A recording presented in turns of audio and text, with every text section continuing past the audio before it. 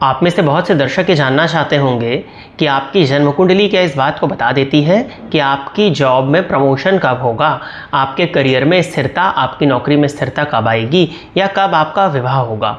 कुछ इसी तरह के प्रश्नों को आज के इस कार्यक्रम में हम चर्चा करने जा रहे हैं और किस तरह से इन चीज़ों को जन्म कुंडली में देखा जाता है, इस विषय पर भी आज के इस कार्यक्रम में चर्चा होने जा रही है। नमस्कार, मैं यशराज तिवारी आज आप सभी के सम्मुख उपस्थित हुआ हूं आप सभी दर्शकों की जन्म कुंडली का निःशुल्क अध्ययन करने के लिए। और निःशुल्क जन्म कुंडली अध्ययन की सीरीज़ का जो आज का कार्यक्रम होने वाला है, ये 269 नंबर का कार्यक्रम होने वाला है।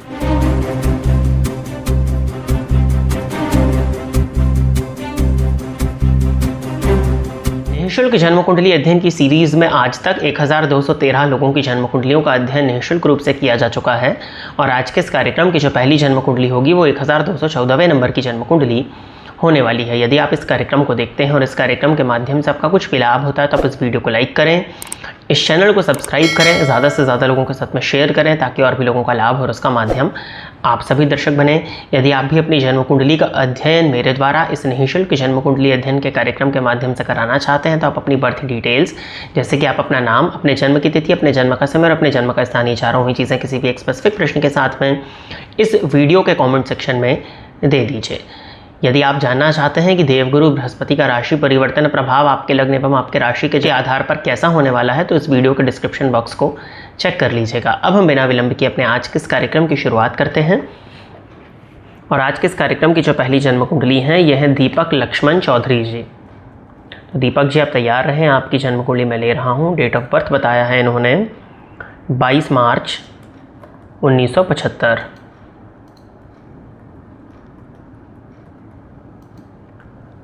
और जन्म का समय दिया हुआ है रात के 9:45। जन्म स्थान है जबलपुर, मध्य प्रदेश। तुला लग्न की इनकी जन्म कुंडली बनती है, राशि कर्क है, लग्नपति शुक्र बनते हैं, जाकर के सप्तम भाव में बैठ कर के लग्न को देख रहे हैं, जिसको कि अच्छा माना जाएगा क्योंकि लग्नेश यदि लग्न को देखते हैं तो लग्न के फलों में वृद्धि होती है, लग्न को ये मजबूती प्रदान करते हैं। जब लग्न को मजबूती प्रदान होती है तो कहीं ना कहीं जातक के जीवन काल में इसका श्रेष्ठ फल उसको देखने में मिलता है।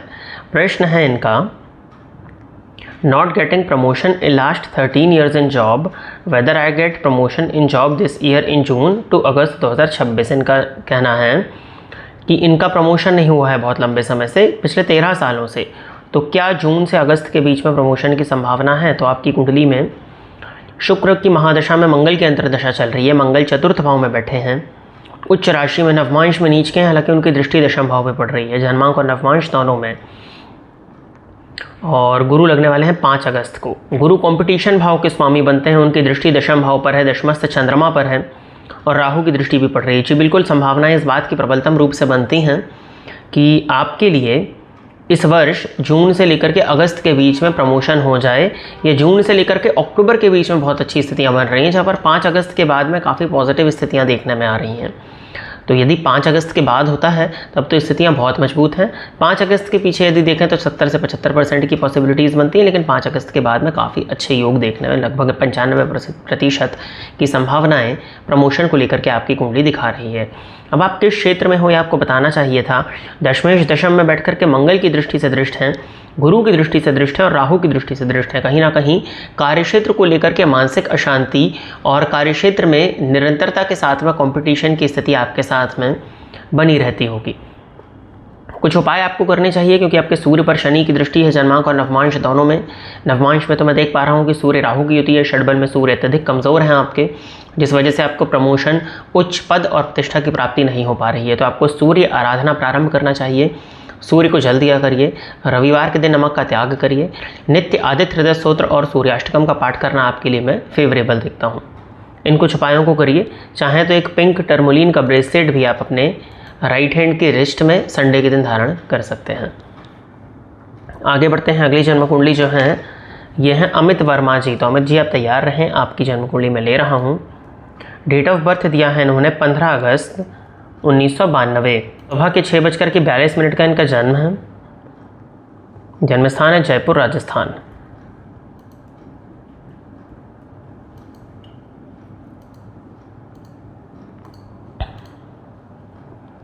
सिंह लगन की जन्म कुंडली बनती है, कुंभ राशि है, लग्न में ही गुरु और शुक्र की युति है। लग्नपति बुध बनते हैं जाकर के 12वें भाव में बैठे हुए हैं और 12वें के मालिक चंद्रमा सप्तम में बैठ करके लग्न को देख रहे हैं। प्रश्न इन्होंने किया है पिछले 4 वर्षों से नौकरी में स्थिरता नहीं मिल रही है, क्या निकट भविष्य में करियर और आर्थिक स्थिति मजबूत होगी। देखिए आपकी कुंडली को जहाँ तक मैं देख पा रहा हूँ, लग्नपति जाकर के 12वें भाव में बैठे हैं, ये सबसे बड़ी समस्या का कारण बन जाते हैं। यदि आप अपने जन्म स्थान में ही हैं तो कहीं ना कहीं जो विकास है, जो स्थिरता की आप चाहत रखते हैं, वो आपको नहीं मिल पाएगी। आप स्थिर लग्न और स्थिर राशि के हो, ऐसा व्यक्ति अपने जीवन काल में स्थिरता पसंद करता है। भाग्यपति का दशम भाव में जाना इस बात को बताता है कि जातक के कार्यक्षेत्र में उसकी स्थिति मजबूत रहेगी। दशमे अंगारको यस्य सा जातक कुल नंदनम, तो दशम भाव में मंगल की स्थिति कार्यक्षेत्र के दृष्टिकोण से अत्यधिक श्रेष्ठ मानी जाती है। अब आपकी कुंडली के हिसाब से देखा जाए यदि स्थिरता की कमी कि लग्नेश सूर्य पर शनि की दृष्टि पड़ रही है पहली चीज़, और ऊपर से आपको शनि की महादशा चल रही है, तो शनि की महादशा सिंह लग्न के जातकों के लिए एक तरह से मार्केश की दशा होगी। तो जो भी चीज़ें आपको प्राप्त होनी चाहिए उसमें कहीं ना कहीं ये कमी को प्रदर्शित करता है और इसी वजह से आपकी नौकरी में अस्थिरता की स्थिति भी बन रही है। अब इन्होंने पूछा है कि क्या निकट भविष्य में करियर और आर्थिक स्थिति मजबूत होगी। तो देखिए आपकी कुंडली में धन संचित तो नहीं हो पाएगा।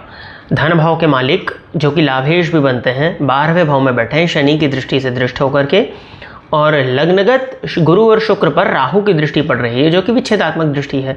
तो धन संचित तो आप नहीं कर पाएंगे, धन का आगमन होगा और धन व्यय हो जाएगा। धन का संचयन आपकी कुंडली में कहीं से भी नहीं दिखता है।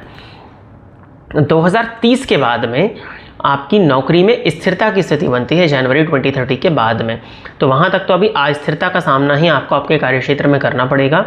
हो सकता है कुछ प्रमोशन इत्यादि यदि आपका ड्यू हो तो मार्च मंथ तक अभी हो जाए, लेकिन नौकरी में अस्थिरता उतार चढ़ाव की स्थिति जनवरी 2030 तक दिख रही है। उसके बाद में स्थिति आपके लिए ठीक है।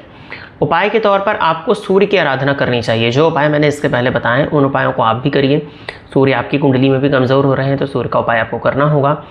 इसके साथ ही साथ में हनुमान चालीसा का नित्य 3 बार पाठ किया करिए आप। और पंचम भाव में राहु बैठे हैं आपकी कुंडली में, तो बुधवार के दिन यदि आप मछलियों को कुछ खाने को देते हैं तो इन कुछ उपायों को करने से आपको आपके जीवन काल में स्थिरता महसूस होने लगेगी। अगली जन्म कुंडली जो है ये है नेहा शर्मा। नेहा जी आप तैयार रहें, आपकी जन्म कुंडली में ले रहा हूँ। डेट ऑफ बर्थ दिया है इन्होंने 22 जनवरी 1996 रात के 9:18, लखनऊ यूपी।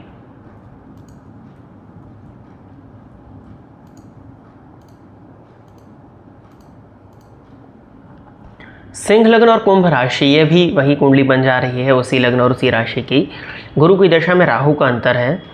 और प्रश्न है विवाह में लगातार बाधाएं आ रही हैं, क्या शीघ्र विवाह के योग बन रहे हैं। आपकी कुंडली में सप्तम भाव के स्वामी ही शनि हैं, सप्तम में ही बैठे हैं। तो शनि यदि सप्तम भाव में बैठे तो विवाह विलंबित कर देते हैं। ये 28-30 की उम्र तो क्रॉस हो ही जाती है। शुक्र दाम्पत्य कारक हैं, वो भी वहीं बैठे हैं शनि के साथ में, तो शनि का प्रभाव शुक्र पर जा रहा है। ठीक है। अब गुरु जो कि विवाह कराने वाले प्लैनेट है वो आपकी कुंडली के पंचम भाव में बैठे हुए हैं धनु राशि में। फलतः विवाह होगा आपका। नवमांश में भी गुरु उच्च के हैं तो विवाह विलंबित ही सही, लेकिन विवाह होना है आपकी कुंडली में। ऐसा नहीं दिखता है कि विवाह आपका नहीं हो रहा है। और प्रश्न इनका है कि शीघ्र विवाह के योग बन रहे हैं, तो अभी तो गुरु में राहु की अंतर्दशा चल रही है। तो एडवाइस तो यही निकल करके आती है आपके लिए कि अभी बहुत जल्दबाजी तो ना की जाए विवाह में। विवाह के योग निसंदेह बन रहे हैं सितंबर से जनवरी के बीच में, लेकिन इस समय पर मुझे लगता है कि विवाह के लिए स्थिति बहुत अच्छी नहीं है। जुलाई 2027 से दिसंबर 2027 के बीच में कुछ हद तक पॉसिबिलिटीज़ हैं जहां पर विवाह हो। बाकी शनि की महादशा मई 28 में लगने वाली है, 2 साल है अभी। उसके बाद ही आपका विवाह कहीं ना कहीं होता हुआ दिख रहा है। रिश्ते वगैरह आएंगे, स्थितियां भी बन सकती हैं। कुंडली का मिलान कर लीजिएगा, क्योंकि चंद्र लगने से आप मांगलिक होते हैं। तो कुंडली का मिलान करके यदि आपका विवाह होता है तो आपका दाम्पत्य ठीक रहेगा, नहीं तो आपके दाम्पत्य जीवन में भी कुछ हद तक दिक्कतें हैं। विवाह नहीं होगा ये मैं नहीं कह रहा हूँ, विवाह आपका है आपकी कुंडली में। 2027 के बाद ही आपके विवाह के अच्छे योग हैं, और 2028 के बाद यदि करते हैं तो आप सेफ प्ले करने वाले हैं। शनि षड्बल में अत्यधिक बली हैं, जिस वजह से विवाह आपका विलंबित हो रहा है। आपके लिए उपाय मैं यही कहूँगा कि आप गुरुवार का व्रत करें। संकल्प लेकर के विवाह के लिए आपको गुरुवार का व्रत करना चाहिए, और केले के पौधे में जल देना, केले के पौधे की सेवा करना, यह आपके लिए अच्छा होगा। और एक बार अपने जीवन काल में चाहें तो त्रिपिंडी श्राद्ध भी करा लीजिएगा। इस उपाय को करने से भी आपकी परेशानी में कुछ हद तक कमी आपको देखने में मिल जानी चाहिए। तो प्रिय दर्शकों, इतनी ही जन्म कुंडलियों का अध्ययन करने के लिए आज मैं आप सभी के सम्मुख उपस्थित हुआ था। आशा करता हूं कि जितने भी लोगों की जन्म कुंडलियों का अध्ययन मेरे द्वारा इस निःशुल्क जन्म कुंडली अध्ययन के कार्यक्रम के माध्यम से किया गया वो सभी लोग संतुष्ट होंगे। यदि आप इस कार्यक्रम को देखते हैं और इस कार्यक्रम के माध्यम से आपका कुछ भी लाभ होता है तो आप इस वीडियो को लाइक करें, चैनल को सब्सक्राइब करें, ताकि इन फ्यूचर जो भी कंटेंट मेरे द्वारा इस चैनल पर अपलोड किया जाता है उसका नोटिफिकेशन आपको मिलता रहे। यदि इस कार्यक्रम के माध्यम से आपका कुछ भी लाभ होता है तो आप इस वीडियो को ज़्यादा से ज़्यादा लोगों के साथ में शेयर करें, ताकि और भी लोगों का लाभ और उसका माध्यम आप सभी दर्शक बने। अपनी जन्म कुंडली का निःशुल्क अध्ययन कराने के लिए आप अपनी बर्थ डिटेल्स जैसे कि नाम, जन्म का समय, जन्म की तिथि और जन्म का स्थान, चारों ही चीज़ें किसी भी स्पेसिफिक प्रश्न के साथ में इस वीडियो के कमेंट सेक्शन में दे दीजिए। आज के इस कार्यक्रम में बस इतना ही रखते हैं। नमस्कार।